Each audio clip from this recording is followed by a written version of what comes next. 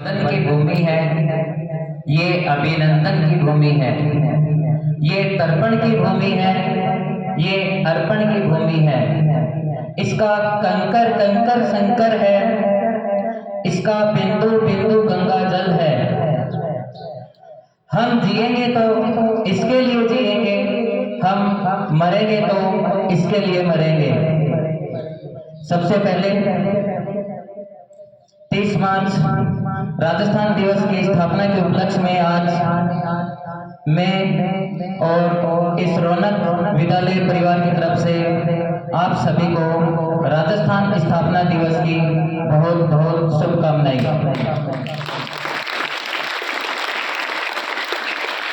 आदरणीय प्रधानाचार्य जी, मेरे सम्मानित शिक्षकगण और प्रिय छात्र छात्रों, जैसा कि आप सभी को पता है, आज हम 30 मार्च को राजस्थान स्थापना दिवस मना रहे हैं। जब 15 अगस्त 1947 को भारत आजाद हुआ तो भारत के सामने बहुत सारी विकट परिस्थितियां थी। केवल राजस्थान के सामने ही नहीं, संपूर्ण भारत के सामने समस्याएं थी। कुछ समस्याएं हमारे सामने, जैसे मोहम्मद अली जिन्ना योजना, लॉर्ड माउंटबेटन सिद्धांत, दो योजनाएं हमारे सामने मुंह बाएं खड़ी थी और ऐसा लग रहा था कि भारत का विभाजन केवल भारत और पाकिस्तान के रूप में, दो देशों के रूप में नहीं बल्कि पता नहीं कितने देशों के रूप में होगा। लेकिन हमारे देश के महानायक वीर पुरुषों ने इस समस्या का समाधान बहुत ही आसानी के साथ ढूंढ लिया। उसमें से ही एक राज्य राजस्थान भी था। ऐसा लग रहा था पता नहीं राजस्थान भारत में रह पाएगा या नहीं रह पाएगा, पता नहीं कौन सी रियासत कहाँ जाएगी, कौन सी रियासत भारत में रहेगी। लेकिन अंत में समाधान निकाला गया कि राजस्थान भी भारत का ही एक अटूट हिस्सा बनेगा। जब हम स्वतंत्र हुए तब राजस्थान में 19 रियासतें, 3 केंद्र शासित प्रदेश और 3 ठिकाने और 1 केंद्र शासित प्रदेश थे। बहुत सारे राजा महाराजा ऐसे थे जो मोहम्मद अली जिन्ना के बहकावे में आ गए और वो पाकिस्तान में शामिल होने के इच्छुक थे। लेकिन महापुरुष सरदार वल्लभ भाई पटेल, पंडित जवाहरलाल नेहरू, नरहरि विष्णु गौडगिल आदि के प्रयासों से संपूर्ण राजस्थान का एकीकरण राजस्थान में हुआ। 18 मार्च 1948 से राजस्थान के एकीकरण की प्रक्रिया प्रारंभ हुई और 8 वर्ष 7 माह 14 दिन के बाद 1 नवंबर 1956 को आधुनिक राजस्थान अस्तित्व में आया। लेकिन हम राजस्थान दिवस 30 मार्च को मनाते हैं क्योंकि इसी दिन 30 मार्च 1949 के दिन राजस्थान की 4 सबसे बड़ी रियासतें जयपुर, जैसलमेर, जोधपुर और बीकानेर का एकीकरण राजस्थान में हुआ था और वृहद राजस्थान का निर्माण हुआ था। इसलिए हम 30 मार्च को ही राजस्थान दिवस मनाते हैं। वृहद राजस्थान के प्रधानमंत्री हीरालाल शास्त्री को बनाया गया। वृहद राजस्थान का उद्घाटन सरदार वल्लभ भाई पटेल ने किया। महाराज प्रमुख मेवाड़ के राजा भोपाल सिंह और जयपुर के राजा मान सिंह को राज प्रमुख बनाया गया। राजस्थान की हम बात करें तो इंग्लैंड के एक विद्वान क्लिपिंग ने कहा है कि विश्व में ऐसी कोई जगह है जहां वीरों की हड्डियां पैरों की धूल बनी है तो वो एकमात्र स्थान राजस्थान है। जब अभी मातृभूमि की रक्षा के लिए शीश कटाने की बारी आई है, राजस्थान के वीर सबसे आगे मिले हैं। हम अगर बात करें राजस्थान के इतिहास की तो राजस्थान में महाराणा सांगा, महाराणा प्रताप, महाराणा कुंभा, पृथ्वीराज चौहान, मान सिंह, मिर्जा राजा मान सिंह जैसे महापुरुषों ने जन्म लिया है। पृथ्वीराज चौहान और मोहम्मद गौरी के बीच में लगातार 17 बार लड़ाई हुई और पृथ्वीराज चौहान ने इस देश की रक्षा करते हुए लगातार 17 बार मोहम्मद गौरी को हराया। ऐसे महापुरुषों ने राजस्थान की इस पवित्र भूमि में जन्म लिया है। इसके अलावा अगर हम बात करें महाराणा कुंभा की तो उसे स्थापत्य कला का राजकुमार कहें तो कोई अतिशयोक्ति नहीं होगी। लगभग 60 दुर्गों का निर्माण करवाया। और कुंभलगढ़ दुर्ग के बारे में तो सब जानते ही हैं। अबुल फजल ने क्या कहा था कि जब इसकी चोटी को मैं देखता हूं तो मेरे सर से पगड़ी नीचे गिर जाती है, इतना ऊंचा है कुंभलगढ़ दुर्ग। इसके अलावा अगर राणा सांगा की हम बात करें तो उसे सैनिकों का एक भग्नावशेष कहा जाता है, यानी सैनिकों का एक खंडहर। उसके शरीर पर 84 घाव थे, एक उसके आंख नहीं थी, एक उसके हाथ नहीं था, एक उसका पैर नहीं था। इस स्थिति में महाराणा सांगा घायल अवस्था में है। जब खानवा के युद्ध में मध्य प्रदेश से मैथिली राय उसकी सहायता करने के लिए आए थे, कुछ समय बाद मैथिली राय संकट में फंस गए बाबर के सामने। जब राणा सांगा को इस बात का पता चला कि मेरा एक सहयोगी मैथिली राय संकट में है, आप कल्पना कीजिए 84 घाव हैं, एक आंख नहीं है, एक हाथ नहीं है, एक पैर नहीं है। महाराणा सांगा को जैसे ये समाचार मिला, महाराणा सांगा तुरंत होश में आए एक तरीके से, और उन्होंने तुरंत कहा कि चलो सेना को तैयार करो, हम बाबर के खिलाफ लड़ाई लड़ने चलेंगे। ऐसे महान वीर सांगा ने राजस्थान की भूमि पर जन्म लिया है। अगर हम बात करें महाराणा प्रताप की, तो अकबर ने अपना पूरा जीवन खपा दिया महाराणा प्रताप के लिए। लगभग 10 सैन्य अभियान महाराणा प्रताप के विरुद्ध भेजा, लेकिन महाराणा प्रताप ने जंगलों में रहकर घास की रोटी खाना स्वीकार किया।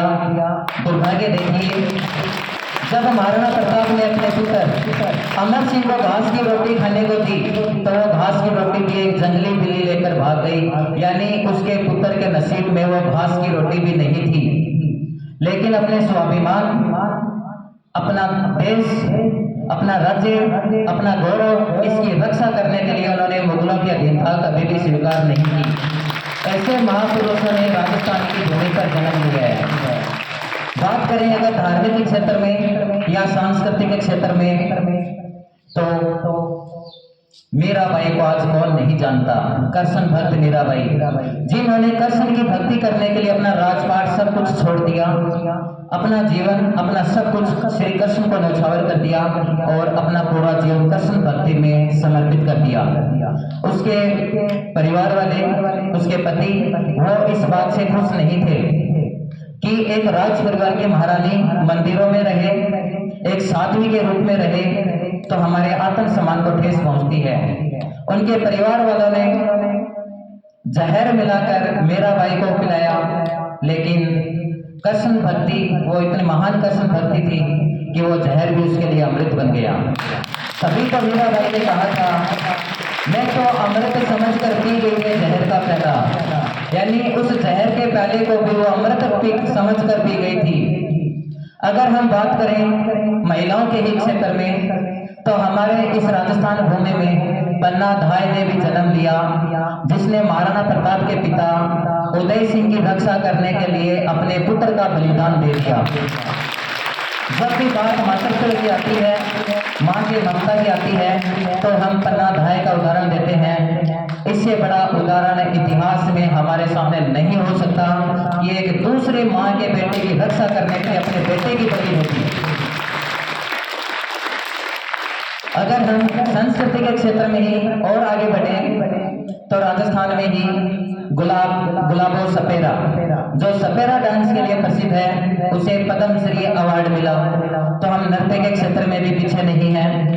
हमारे राजस्थान की आन बान और शान का प्रतीक पगड़ी, अगर उसकी हम बात करें तो इतिहास में हमारे वीरों ने उस पगड़ी की रक्षा के लिए अपने शीश कटाई है। जब भी विदेशों में कोई बड़े प्रोग्राम होते हैं, जब वहाँ के ऊंचे ऊंचे लोगों के घरों में कोई शादी होती है या और कोई प्रोग्राम होते हैं, तो वो भी बड़ी शान से राजस्थानी पगड़ी पहनते हैं।